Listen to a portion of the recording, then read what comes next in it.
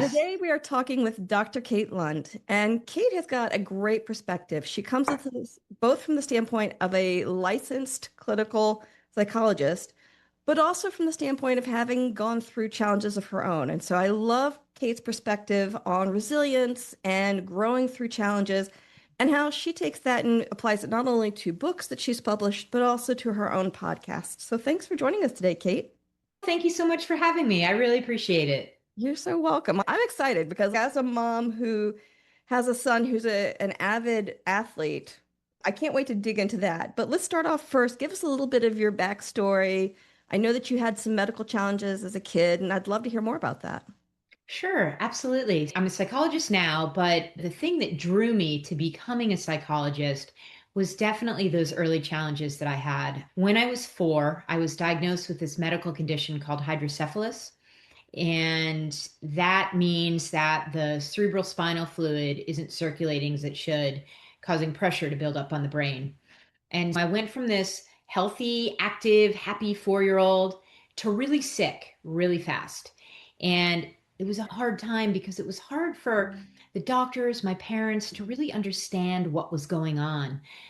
Imaging technology definitely wasn't what it is today in the mid 1970s. And so it took a long time to figure out, oh, this is like serious and what are we going to do about this? But ultimately, they did figure it out, hydrocephalus. Good news is hydrocephalus can be managed with something called a shunt. So a shunt is a little drain surgically implanted in the ventricles of the brain, circulates the spinal fluid for you when it can't do it on its own. And so that's the good news. The bad news is that shunts break. So I was constantly in and out of the hospital as a young child through adolescence. And I can tell you the other side of the story in a minute. When they figured out why I had the hydrocephalus, that was a whole nother issue. But it was hard coming back to school, looking different, feeling different, not really being in the mix with the other kids. Lots of things I couldn't do. The good news is I had a lot of good support. My parents, teachers, parents of friends, that sort of thing. And they helped me to focus on what I could do as opposed to what I couldn't do. And that I think really did make all the difference because it enabled me to see myself as capable as opposed to incapable or bogged down by this condition. So I never really defined myself by the condition I happened to have, but rather I think was able to move forward within the context of having to live with the condition and manage the challenges. So this wasn't, oh, we're going to make it go away because we didn't do that. It was really hard a lot of times, but I had this other lens that I was looking through as well. I love that. And that's one of the things that I've discovered in so many of these interviews is that the people around you play such a critical role. And sometimes in their hardest moments, people lose a lot of those close relationships. But if they can find someone to help them through the process, it makes a huge difference in their ability to weather it and come through it. 100%. Yes. And it just, I did have some really close friends during my childhood, during my growing up, who are still very close friends today. And that made a big difference for me because there were a lot of things I couldn't do. Like I couldn't play contact sports and I couldn't bounce on trampolines at birthday parties and I couldn't do gymnastics with the other girls on the playground. And so it's really set apart as different. But I figured out, or I don't know, maybe my parents helped me figure out that I loved tennis early. And that became a really important piece of my identity, playing tennis and doing that to the best of my ability within my own context, because I wasn't the best. I had my physical challenges weren't readily apparent, but I didn't move as fast, or I wasn't the best out there. But I won some trophies, and I just really internalized the idea of, but I was out there.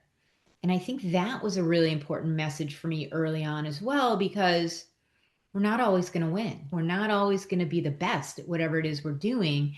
But if we can do it with a true sense of, I'm doing this because I love it, then I think we're going to be helping ourselves to really maximize our potential within whatever that thing is. So that was a big piece of what helped me also. It's interesting because we do live in a society that is so achievement oriented. It's so focused on achievement. And my son does BJJ fairly competitively.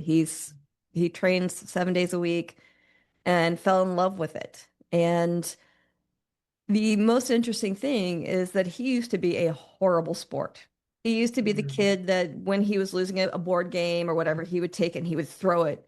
And BJJ has taught him how to become a gracious loser, which is fascinating to watch because I don't think it's a lesson I could have taught him, but he's had to like get his butt handed to him enough times to get good at it. Yes, and that is such a valuable experience for kids. That a lesson that they'll carry with them forever, really.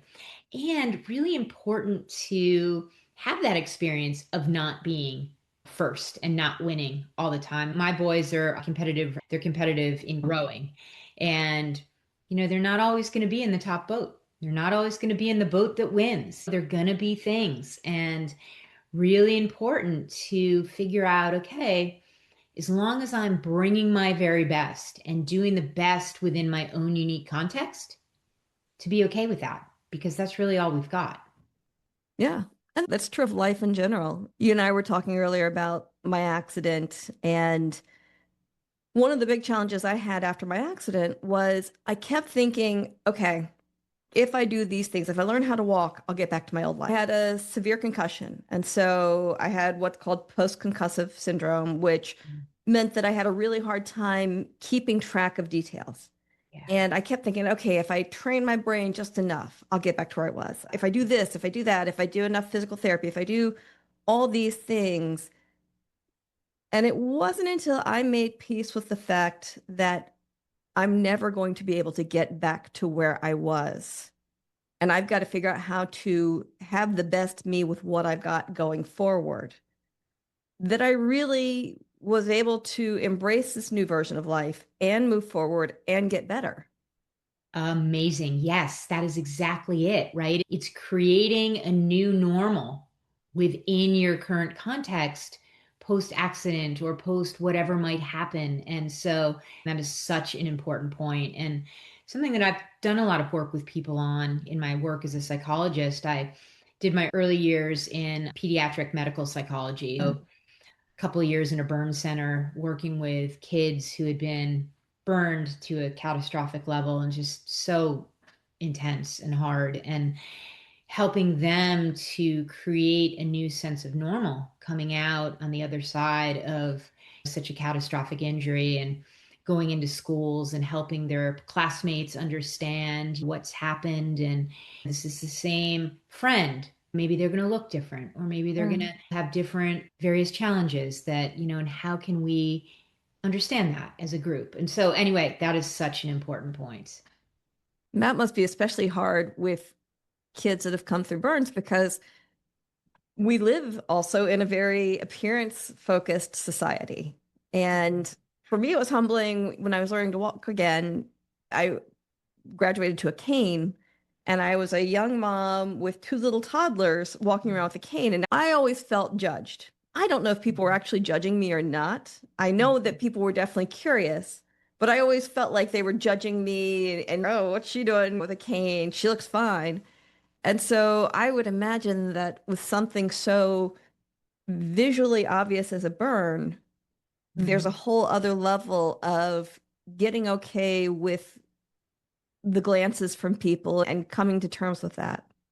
Yes, absolutely. And it's certainly a process that has to be integrated over time.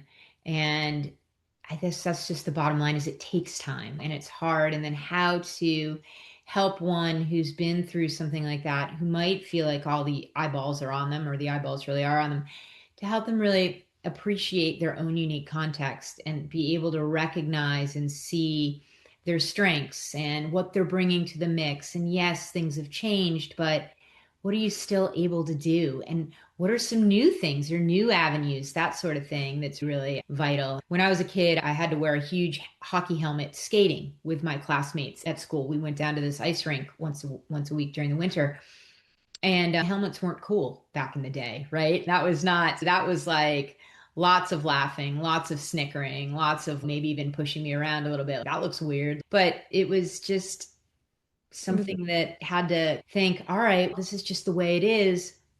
I'm skating forward. I don't exactly remember exactly what was going on through my head at 8 and 9, but I know that I kept skating. And that's one of the really important pieces, how to help folks just keep moving forward despite the comments that might be attempting to hold you back. So something that I'm always curious about, and I've gotten interesting perspectives on this, but considering the amount of work that you've done around resilience, do you think resilience is a learned attribute, or are some people just wired to be more resilient than others? I think it's both. I think that there is at a fundamental level, some people are just have a little bit of an easier time getting back up and moving forward, whether that's early support, how they're wired, not quite sure, but there is that foundational piece. However, it can certainly be learned.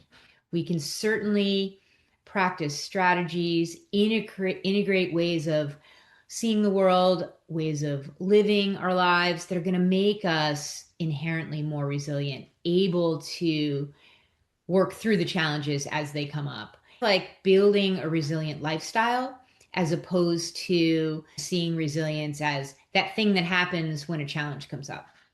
So give me some examples of how you'd build a resilient lifestyle, because that's interesting. Yeah, yeah. And so it's really first and foremost, we want to be able to manage our stress response.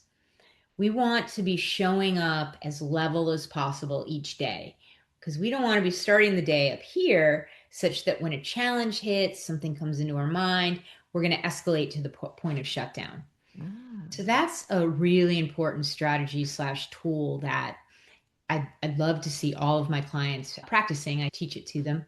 I teach them a technique derived by or created, and I derive what I teach from this technique by a physician in Boston back in the 1970s named Herbert Benson.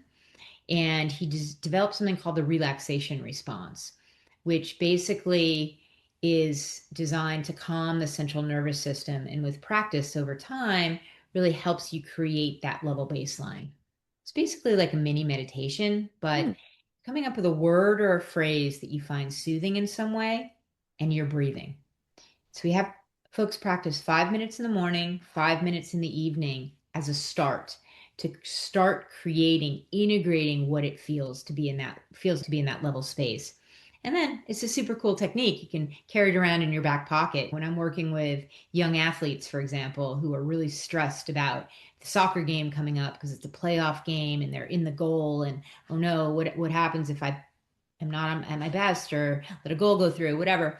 They'll practice this before going out on the field, arrive on the field in a level space, able to then contend with the challenges more readily. And it works across domains for whatever you're facing. So, really important first step to manage your stress response. Then we really want to understand our own context, understand ourselves in a way that allows us to know what do we need to be optimized within our context. And so there's that awareness piece. And then we pick from maybe it's exercise, maybe it's social support, maybe it's community support, depending on what you're contending with. Maybe it's joining a support group if you're a parent with a child who has maybe diabetes, something very chronic and stressful, particularly when it's first diagnosed.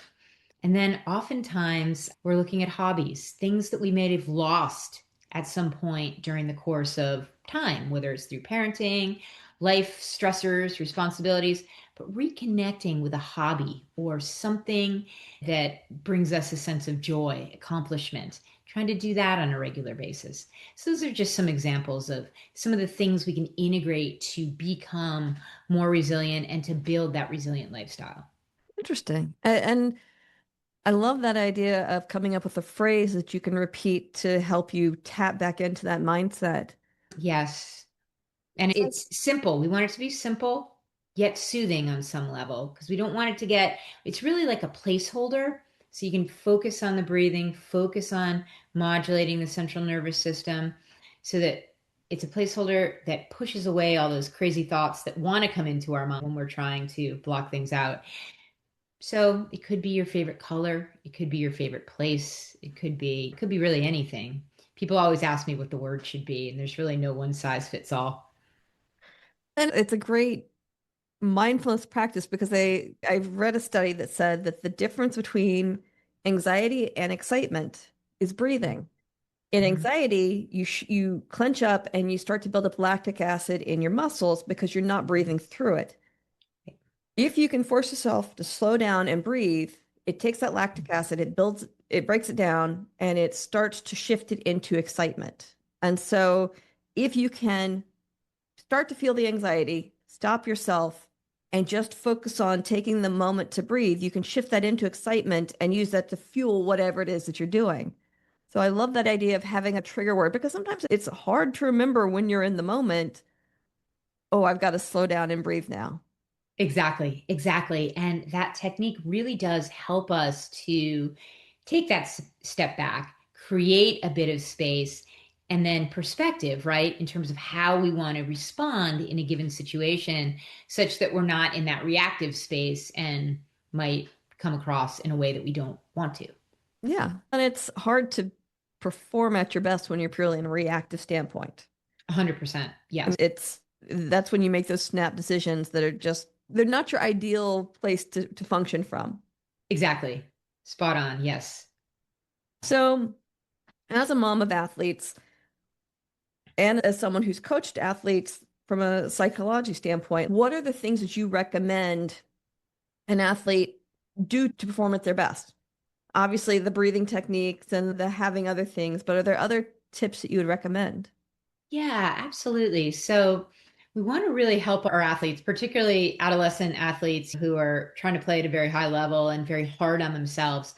We want to help them to manage their expectations, first and foremost. We want to help them come up with a realistic idea of how they want to perform in a given day, how they want to progress in a given season. We want to make sure that those goals are realistic, such that they're not shooting too high or too low and then come out on the other side disappointed, beating themselves up, and cycling through all the negative self talk that could come along with that. So, we want to help them to, for sure, manage their expectations. We want to help them to be able to come off the field, come off a practice, whatever their sport is, and be able to think about not only the things that they didn't do well, because that's where our mind and often our young athletes' minds go, what went wrong? I should have done this. I'm so terrible. We want them to be able to intentionally identify the things that did go well in that given practice, in that given game, even if obviously there were going to be challenges, but within the context of that, we want them to be able to pull out the positives, right? We want them to be able to visualize. We want to help practice visualization. What does success look like for you within your own context? In that game, in the sport that you're playing, what does that look like? We want to help them create a consistent visualization practice to move them in that direction because we know what the power of visualization is, particularly in sports, particularly in outcome related to sports. So that's a really important one as well. And then we want to, as parents, give them the idea that we're there to hear their experiences in the tough moments, in the good moments, but we never, as parents, want to jump in there and try to fix it. Mm. Like, oh, I see what went wrong. This is what you should have done, or this is what you can do next time.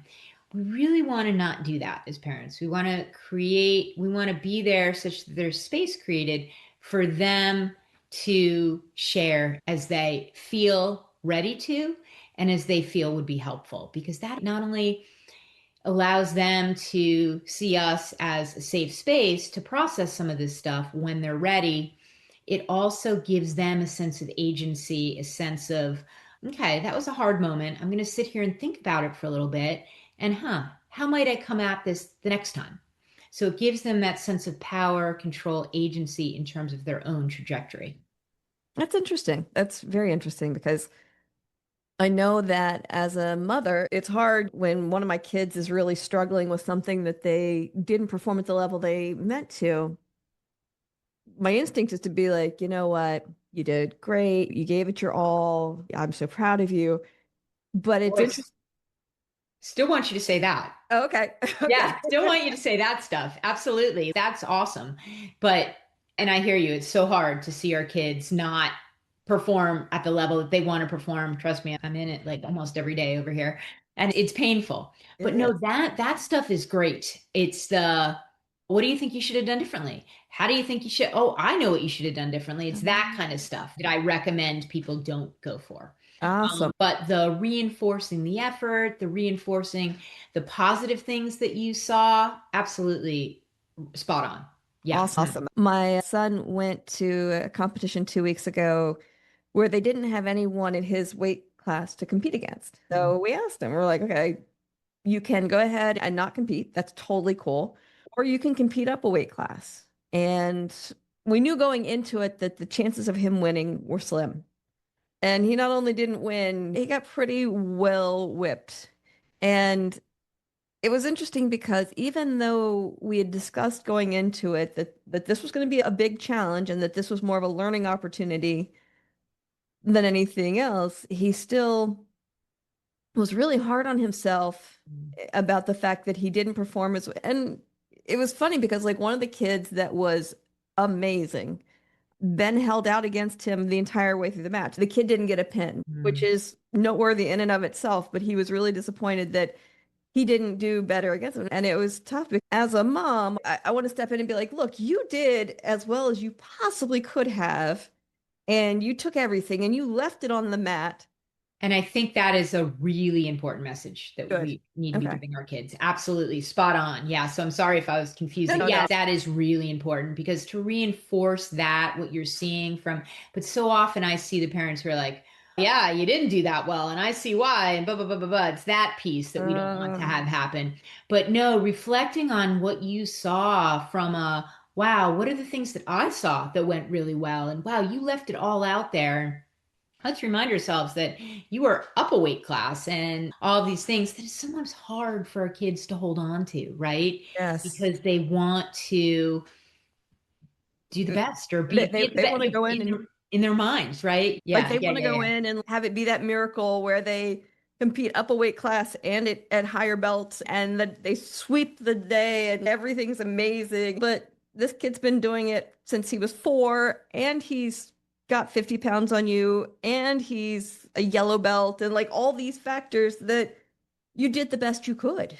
And that's the thing. So that's a really great point that you bring up because I think, yes, communicating to our kids what we see from the perspective of they're doing the best they can is vital. And then there's that piece of there's certain things we just can't control. Yes. There are variables we can't control. Maybe a kid's been doing it for much longer, different. Maybe they're just built differently so that they, because we have that experience here in that both are boys, competitive rowers. There's certain points, regardless of how hard you work, you might not get a faster time on an erg test, on a 2K erg test. That's a benchmark in rowing. And then there's some kids who are just naturally gifted, built differently, maybe taller, maybe a little heavier, and boom, they go out there, maybe not even working as hard, but boom, they get the time. And those are variables that we just can't control. And it's true, it's painful to see our kids being sad and upset and hard on themselves over these things. And that's where we can go in and we can gently remind there are certain variables that we just can't control. And yes, it's horrible and it's sad. Yeah, it hurts, Yeah. painful. And so all of that is really important. And then another piece that I believe is really important is not being afraid to share with our kids challenges that we've had on an authentic human level, obviously in a developmentally appropriate way, sharing certain things with them that make sense that yes, we've struggled as well and we've had challenges and then not necessarily explaining exactly how we came back from those because all situations are different, but just the fact that we did come back and that they see that and but they know that there have been challenges because we don't want our kids to see us as infallible. And it Yeah. sounds like you and your son have discussed your accident and stuff like that, and that's been very much a piece of it. But sometimes those that's not the case, and kids have no idea that maybe we've struggled at points. And I think that's a really important message to give them. I think it's important in general that we talk more openly about our challenges. That's Mhm. one of the things that I've learned through podcasting, but also through being on social media, is that people are so focused on whitewashing their experience and putting like that glossy facade on. And we do one another a disservice in that because we've all been through challenges. We all continue to face challenges. And the more open you are about what challenges you have faced or are facing, the more it helps us pull together as a whole and realize we're not that different. I don't have a perfect life. You don't have a perfect life. Nobody has a perfect life. And it's more about what we do with the challenges that we're given than being given a completely smooth sailing life where things just magically click into place. Exactly. That is such a great point because it's challenges is really what makes us stronger. It's what helps us to ultimately maximize our potential, whatever Absolutely. that's going to look like for us. I grew up with some kids who were naturally much more gifted on the tennis court than I was, and even recruited to play in college. And they lasted like less than a season because they weren't playing from the inside out because they loved it. They were playing because they'd gotten all these accolades and they were just naturally good, but they hadn't figured out like what was really necessary to maintain that at a higher level. So I think that's a really important point.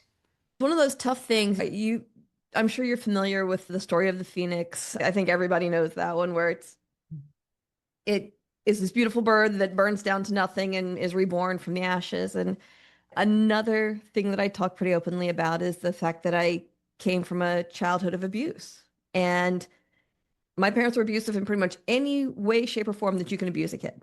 And it was hard. It was awful. I would not wish that on anyone else. But it showed me from a very early age that I could exist through pretty much anything. I can go through pretty much anything, and I've got enough strength and determination that I can come back from it stronger. And so when I had my accident was really hard, but I know in my bones that I am a million feet tall and bulletproof. Like Yeah. at this point in my life, I've been through enough challenges that I know that I can weather the storm and come through stronger. Yeah. And so, on some level, I'm grateful for that because it means that as an entrepreneur, things that take a lot of people out, I just ride it through and keep going.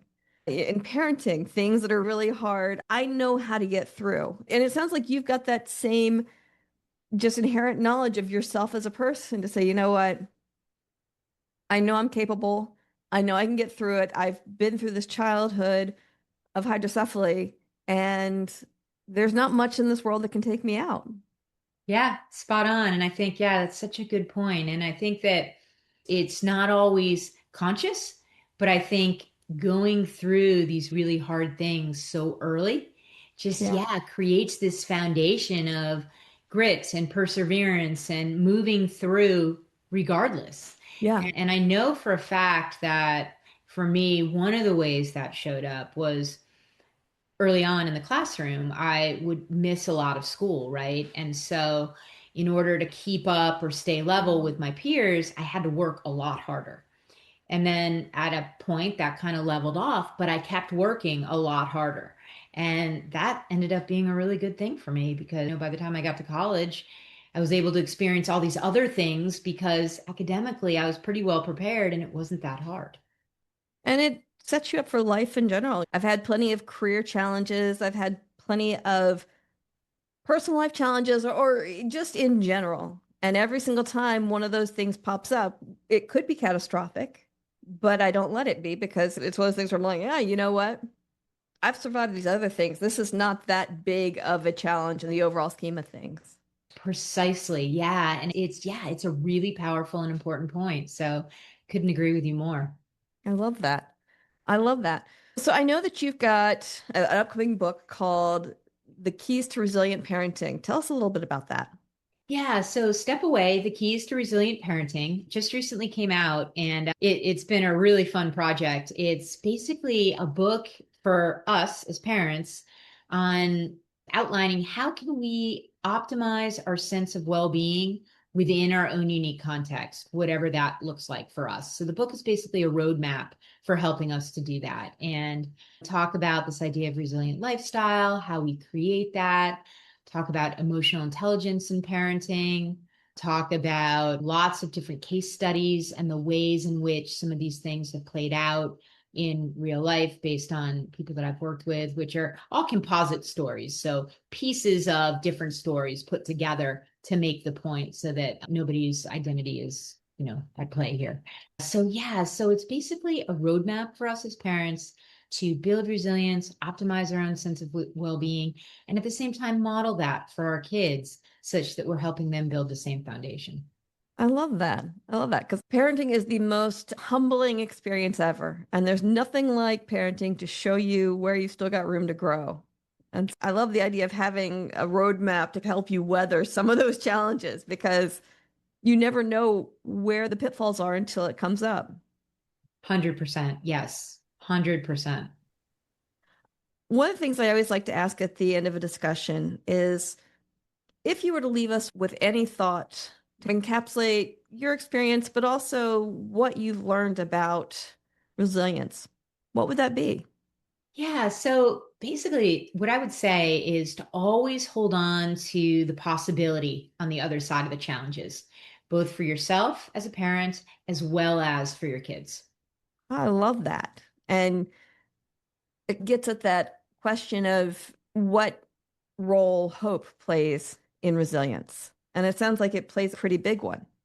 Yeah, yeah. So hope, optimism, and fostering optimism, which then fosters hope. And yeah, absolutely. It's so vital. That's awesome. I love that. Dr. Kate Lund, thank you so much for joining us today.